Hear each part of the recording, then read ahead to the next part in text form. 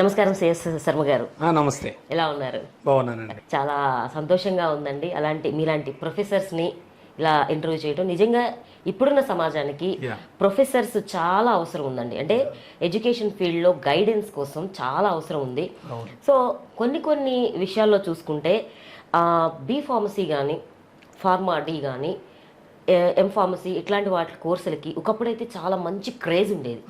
ఎందుకంటే medical field కాబట్టి ever green medical ఇది, మంచి జాబ్స్ ఉంటాయి, వాళ్ళకి లైఫ్ బాగుంటుంది అన్నట్లు చాలామంది ఆ కోర్సుకి ఆకర్షితులై చాలా బాగా వెళ్ళి కోర్స్ చేసేవాళ్ళు.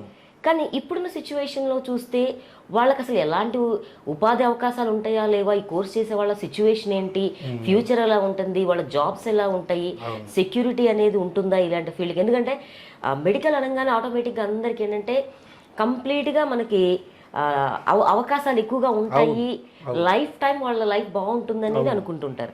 నిజంగా ఇప్పుడు మరి ఈ కోర్సెస్ చేసిన వాళ్ళందరికీ వాళ్ళ లైఫ్కి ఎలాంటి గ్యారంటీ ఉండే అవకాశం ఉంటుంది, అసలు ఆ కోర్స్ చేసే వాళ్ళ పరిస్థితి ఏంటి? ఎందుకంటే చాలా డౌన్. ఒకప్పుడు క్రేజ్ ఉన్నది, ఇప్పుడు అసలు దాని పేరు ఎత్తే వాళ్ళు కూడా సరిగ్గా లేవు. అసలు దీని గురించి మీరేమంటారు? అంటే చాలా స్టార్టింగే చాలా మంచి క్వశ్చన్ అడిగారు. Thank you. ఎందుకు అంటే ఇప్పుడు ఫార్మా ప్రతి కాలేజీలో ఆల్మోస్ట్ చాలా కాలేజీలు ఫార్మా కోర్స్ ఆఫర్ చేస్తున్నాయి. బీఫార్మసీ అట్లానే ఎంఫార్మసీ. అది కాకుండా మళ్ళీ ఒక 6-7 ఇయర్స్ బ్యాక్ వచ్చింది ఫార్మా డి అని, డాక్టర్ ఆఫ్ ఫార్మసీ అనమాట. సో చాలామంది స్టూడెంట్స్ ఎక్కడ అట్రాక్ట్ అవుతున్నారంటే ఫార్మా డికి డాక్టరేట్ అని ముందు ఉంటుంది కదా, సో డాక్టర్ అయిపోయినట్టే ఫీల్ అయిపోయి అది చేస్తున్నారు. అంటే ఎంబీబీఎస్ లో సీట్ రాని వాళ్ళందరూ జనరల్గా ఇందులోకి వచ్చేవాళ్ళే అందరూ డాక్టర్ అవ్వాలనుకున్న వాళ్ళే ఉంటారు ఎక్కువ. అది మిస్ అయిపోయి ఏదో చేయాలి అని చెప్పి ఈ మెడికల్ ఫీల్డ్కి దీనికి వస్తారు ఫార్మాకి. సో అది ఇక్కడ ఏం జరుగుతుందంటే వీళ్ళకి ఏంటంటే ఈ సిలబస్ అనేది కొంత అప్డేషన్ ఉండాలి ఫస్ట్ ఆఫ్ ఆల్. దాంతోపాటుగా ఏంటంటే స్టూడెంట్కి ఎంత ఉన్నా సరే కోర్స్ ఎంత ఉన్నా స్కిల్స్ ఉండాలి. ఇప్పుడు మనం బయటకు వెళ్ళామంటే ఎడిషనల్గా ఏం స్కిల్స్ ఉన్నాయని చూస్తున్నారు, కానీ నువ్వు ఎంత చదివామని ఎవరు చూడట్లా. థియరీ కన్నా కూడా ప్రాక్టికల్. అవును, దట్లో మీకు అన్నీ కూడా బిజినెస్ రిలేటెడే. ఏది తీసుకున్నా even whether it is the government sector or private sector, whatever it may be, 100% business రిలేటెడే ఉంటాయి ఏది తీసుకున్నా సరే. సో స్కిల్స్ లేనప్పుడు వాళ్ళు అందులో రాణించాలంటే చాలా కష్టం అయిపోతుంది. ఇప్పుడు ఫార్మా అంత కష్టపడి చదువుతారు, అంత టర్మినాలజీ చాలా ఎక్కువ ఉంటుంది ఫార్మాలో, అయినప్పటికీ వాళ్ళు పాపం కష్టపడి అంత చదువుతారు. చదివిన తర్వాత ఏంటంటే బయటకు వచ్చిన తర్వాత వాళ్ళకు ఉండే అవకాశాలు ఏంటంటే ఫార్మా ఇండస్ట్రీస్లో వీళ్ళ కాంపిటేటర్స్ మళ్ళీ ఉంటారు. ఇప్పుడు బీఫార్మసీతో పాటు ఎంఫార్మసీ చదివిన వాళ్ళు వస్తారు, మళ్ళీ ఇంకా డిప్లొమా ఇన్ ఫార్మసీ ఇంకోటి ఉంది, సో వాళ్ళు కూడా వస్తారు దీనికి. సో వీళ్ళందరూ ఇంకా కావాలంటే కెమిస్ట్రీ వాళ్ళు వస్తారు, బీఎస్సీ కెమిస్ట్రీ, ఎంఎస్సీ కెమిస్ట్రీ వీళ్ళు కూడా వస్తారు. అంటే ఇంత కాంపిటీషన్ ఉంది. కానీ వీళ్ళకి బీఫార్మసీ వాళ్ళకైనా ప్రయారిటీ ఉందా అంటే అలా చూడదు ఇండస్ట్రీ. ఇండస్ట్రీ ఏం చూస్తుందంటే ఎవరు తక్కువగా వస్తే మనకి వాళ్ళు బెస్ట్, ఎవరికైనా ట్రైనింగ్ ఇచ్చుకోవాలి, ఒక 3-4 months ట్రైనింగ్ ఇస్తే వాడు చేస్తాడు ల్యాబ్లో అనే ఉద్దేశంతో ఎవరు తక్కువగా వస్తే వాళ్ళకి ఇస్తారు. అందువల్ల ఇప్పుడు బీఫార్మసీ చదివినా సరే స్టూడెంట్స్కి అంత పెద్ద ఉపాధి అవకాశాలు అయితే ఎక్కువ లేవు. అంటే వచ్చినా సరే ఏదో క్యాంపస్ సెలక్షన్స్ అంటున్నారు, కానీ ఏదో మంచి కాలేజీ టాప్ కాలేజెస్లో వచ్చినా సరే ఒక 10,000 to 15,000 మధ్యలోనే ఉంటుంది, ఎంత టాప్ కంపెనీస్ అయినా సరే.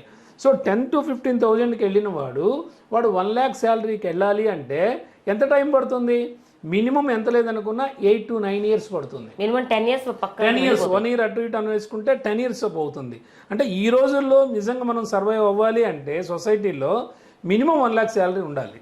తప్పకుండా 1 lakh శాలరీ ఉంటే ఓకే, వాడు మినిమం మేనేజ్ చేయగలుగుతాడు అంతే. అది కూడా పెద్ద ఇదేం కాదు, అది పెద్ద శాలరీ కూడా కాదు. కానీ ఇలాంటి ఉన్న సిచ్యుయేషన్లో మరి అంత తక్కువ శాలరీకి చేసేవాడు చేస్తే ఎలా చెలామణి అవుతాడు? సో అందుకని చెప్పి కొద్దిగా దానికి ఫ్లేవర్ తగ్గుతూ ఉంది డే బై డే ఫార్మసీ. ఇంతకుముందున్నంత ఫ్లేవర్ లేదు దానికి ఇప్పుడు. ఎందుకు లేదు అంటే ప్లేస్మెంట్స్ లేవు బయట. సో ప్లేస్మెంట్స్ లేకపోవడానికి కూడా కారణాలు ఉన్నాయి.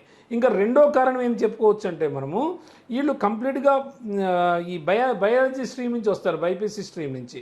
సో కొద్దిగా మ్యాథమెటికల్ అప్రోచ్ కూడా తక్కువ ఉంటుంది. మ్యాథమెటికల్ అప్రోచ్ ఉండటం వల్ల ఏంటంటే వీళ్ళకి యాప్టిట్యూడ్ అనేది చాలా తక్కువగా ఉంటుంది ట్రైనింగ్లో. సో ఇంకా కమ్యూనికేషన్ వైటల్ రోల్. ప్రస్తుతం అసలు మార్కెట్లో మనకి జాబ్ రావాలంటే ఫస్ట్ కమ్యూనికేషనే. కమ్యూనికేషన్ అయిన తర్వాత యాప్టిట్యూడ్, తర్వాత గ్రూప్ డిస్కషను, ఇవన్నీ ఉంటాయి, టెస్ట్లు ఉంటాయి వాళ్ళకి. సో వీటిలన్నింటిలో పర్ఫామ్ అవ్వాలి. సో ఇవన్నీ చేయాలంటే కొద్దిగా ఏదో ఇప్పుడు ఏదైనా మంచి కాస్మోపాలిటన్ సిటీస్లో మంచి టాప్ సిటీస్ అయితే మంచి కాలేజ్ చదివితే పర్వాలేదు, కానీ ఏదో చిన్న కాలేజీలో చదివితే మరి ఇవన్నీ ఎక్కడ దొరుకుతాయి? ఇవన్నీ దొరకవు. మూడో ప్రాబ్లం ఏంటంటే ఇవన్నీ గవర్నమెంట్ కాలేజీలు గవర్నమెంట్ అంటే ఐ మీన్ రియంబర్స్మెంటు ఇలా టైప్లో ఆఫర్ చేస్తుంటాయి కాలేజీలు. సో స్టూడెంట్స్ కూడా రియంబర్స్మెంట్ వస్తుంది కానీ చదువుతూ ఉంటారు. సో వాళ్ళకు కూడా అంత దీని మీద పెద్ద అవగాహన ఉండదు. ఏదో డిగ్రీ వచ్చిందా లేదా అన్నట్టే చూస్తారు. సో డిగ్రీ వచ్చిందా లేదా అన్నప్పుడు వాళ్ళు ఎంత మటుకు రేపు మార్కెట్లో ఫిట్ అవుతారు? సో ఇవన్నీ చూసుకున్న తర్వాత బీఫార్మసీలో మంచి పర్సంటేజ్తో వచ్చినా సరే ఇండస్ట్రీలో అయితే అంత పెద్ద ఉపాధి అవకాశాలు అయితే ఉండట్లా.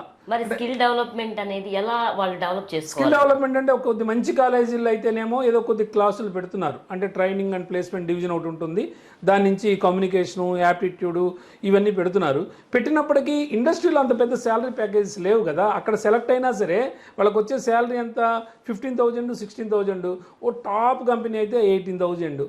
సో 18,000 ఉన్నవాడు మరి సాఫ్ట్వేర్ శాలరీ ప్యాకేజెస్తో పోల్చుకుంటున్నప్పుడు అసలు ఇదేమో నథింగ్ కదా. సో అందుకని కూడా కొంత తగ్గిపోతూ ఉంది day by day pharmacy. So ఇప్పుడు చదువుతున్న స్టూడెంట్స్ కూడా ఇంకా నెక్స్ట్ చూస్తున్నారు ఎటు వెళ్తే బాగుంటుంది, ఏం చేస్తే బాగుంటుంది అని. సో అందుకని చెప్పి జనరల్గా ఇప్పుడు మ్యాక్సిమం స్టూడెంట్స్ అంతా కూడా ఇంకా అదర్ లైన్స్ వెళ్తున్నారనమాట. అంటే ఆ లైన్స్ ఏవైతే ఉండొచ్చు అంటారు? అంటే ఇంక ఏ లైన్స్ అంటే మనకి జనరల్గా వీళ్ళకి ఏంటంటే ఇప్పుడు ప్రస్తుతము వీళ్ళు ఫార్మస్ అయిన వాళ్ళు డైరెక్ట్గా దీనికి వెళ్ళాలంటే సాఫ్ట్వేర్ రంగానికి వెళ్ళాలంటే కష్టం. ఎందుకంటే వీళ్ళకి అసలు మ్యాథమెటిక్స్ అప్రోచ్ ఉండదు. ఏదైనా కోర్సెస్ చేసి నేర్చుకుందని వెళ్ళామన్నా అసలు మ్యాథ్స్ అనేది ఉండదు వీళ్ళకి. అదొకటి మెయిన్ డ్రాబ్యాక్.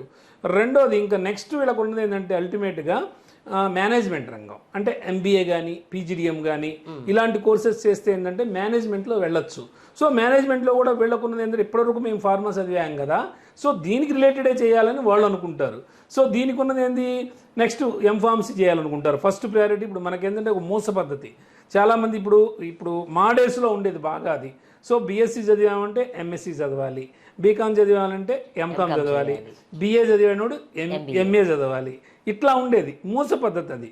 సో ఇప్పుడు అట్లా ఏం ఉండదు. ఇప్పుడు యాక్చువల్గా ఈవెన్ సెంట్రల్ గవర్నమెంట్ కూడా హైయర్ ఎడ్యుకేషన్ పాలసీ కూడా కొద్దిగా మార్చింది. ఇప్పుడు మీరు బీటెక్ చదువుతున్నా సరే మీకు ఇండియన్ పాలిటీ ఇష్టం ఉంటే ఒక సబ్జెక్ట్ అది తీసుకోవచ్చు, హిస్టరీ ఇష్టం ఉంటే తీసుకోవచ్చు. సో మీకు ఏది ఇష్టం ఉన్నా, సో ఆర్ట్స్ కూడా సైన్స్ సబ్జెక్ట్ కావాలంటే తీసుకోవచ్చు. కొద్దిగా డే బై డే కొద్దిగా మారుతూ ఉన్నాయి. సో దానివల్ల కూడా ఆ స్టూడెంట్ మైండ్ సెట్ అయితే మారట్లా. ఇంకా బీఫార్మసీ చేసాం కాబట్టి ఎంఫార్మసీని చేయాలి అని అనుకుంటున్నారు. సో అలా కాకుండా బీఫార్మసీ చేసిన తర్వాత పీజీడిఎం కానీ ఎంబీఏ కానీ అంటే ఫార్మా మేనేజ్మెంట్ అనే కోర్సు కూడా ఉంటుంది ఇందులో. వాళ్ళు ఒకవేళ వాళ్ళ విపరీతమైన అపేక్ష ఉంటే ఆ కోర్సు మీద, దానిలో ఏదో సాధించాలని వాళ్ళు అనుకుంటే కనుక అప్పుడు వాళ్ళు ఏం చేయొచ్చు అంటే ఈ ఫార్మా మేనేజ్మెంట్ అనే కోర్సు తీసుకుంటే కొద్దిగా తక్కువ కాలేజీలు ఆఫర్ చేస్తున్నాయి ఇండియాలో. సో కొన్ని యూనివర్సిటీస్ ఆఫర్ చేస్తున్నాయి, కొన్ని బిజినెస్ స్కూల్స్ ఆఫర్ చేస్తున్నాయి. సో ఆ ఫార్మా మేనేజ్మెంట్ కోర్స్కి వెళ్తే వాళ్ళకి అడ్వాంటేజ్ ఏంటంటే కోర్లోనే ఉంటారు, అంటే ఫార్మాలోనే ఉంటారు. సో వాళ్ళు నెక్స్ట్ అదే రంగంలో వాళ్ళకి మేనేజర్స్గా పొజిషన్స్ వస్తాయి. అంటే డైరెక్ట్గా మేనేజర్ రాకపోయినా ఫస్ట్ ఇనీషియల్గా ఎగ్జిక్యూటివ్ అని, తర్వాత సీనియర్ ఎగ్జిక్యూటివ్ అని, తర్వాత అసిస్టెంట్ మేనేజర్ అని ఇట్లా ఉంటాయి. సో ఎక్కడ వెళ్ళినా సరే వాళ్ళకి ఏంటంటే డైరెక్ట్ శాలరీ ప్యాకేజ్ వేస్తే 7 lakhs, 8 lakhs, 9 lakhs అలా వస్తుంది అందులో. సో వాడు మినిమము నేను వరస్ట్గా 6 lakhsతో వాడు స్టార్ట్ అయినా సరే ఆల్మోస్ట్ 50,000. సో వితిన్ 3 మేనేజ్మెంట్లో ఏంటంటే ఇట్లా మామూలు బీఫార్మసీ చేసిన ల్యాబ్స్లో లాగా కాకుండా ఇక్కడ ఫాస్ట్గా ఉంటుంది గ్రోత్. అంటే ఇక్కడ 6 lakhsతో వాడు కెరీర్ స్టార్ట్ చేస్తే 2 yearsలో వాడిది 8 to 9 lakhs వెళ్తాడు. అంటే ఒక్క 4 yearsలో 10 lakhsకి వెళ్ళిపోతాడు. అంటే మామూలుగా వెళ్ళి వాళ్ళు ల్యాబ్స్లో జాయిన్ చేస్తే ఇట్ విల్ టేక్ 10 years.